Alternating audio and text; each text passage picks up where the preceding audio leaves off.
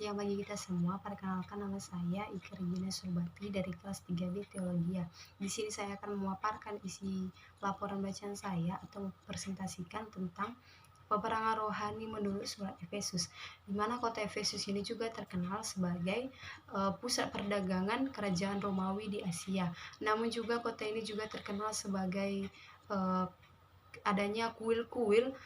untuk menyembah Dewi Diana atau Artemis, serta menjadi pusat kegiatan seksual dan okultis, di mana pada kunjungan Rasul Paulus yang pertama, ia masuk ke rumah ibadat dan berbicara dengan orang-orang Yahudi, dan pada saat itu ia juga kunjungannya yang kedua, yang dimana ada beberapa peristiwa yang terjadi dalam kunjungan Paulus, misalnya yaitu turunnya Roh Kudus ke atas murid, ditandai dengan berbahasa roh. Dalam peperangan rohani sangat terlihat di kota Efesus, di mana roh jahat secara langsung dan tidak menghalangi pelayanan Rasul Paulus, sehingga Allah menurunkan karunia khusus di kota tersebut tanpa berbahasa roh, nubuatan, penyembuhan, dan pembakaran kitab sihir. Paulus ini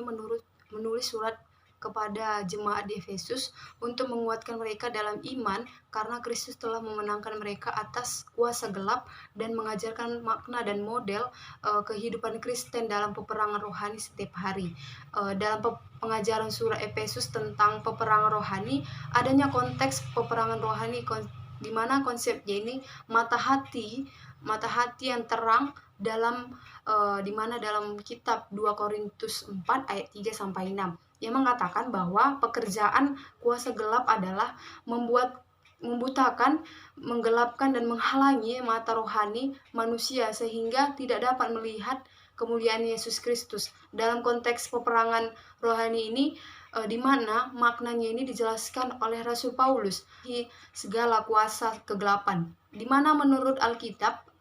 pada kuasa Yesus Kristus ini melebihi kuasa kegelapan dalam 3 dimensi, yaitu baik yang dapat diberi nama seperti pemerintah, penguasa, kekuasaan, penguasaan, maupun yang namanya tidak disebutkan, baik di bumi maupun di surga, serta baik di dunia hari ini maupun di dunia yang akan datang. Demikian hasil laporan bacaan saya ucapkan terima kasih.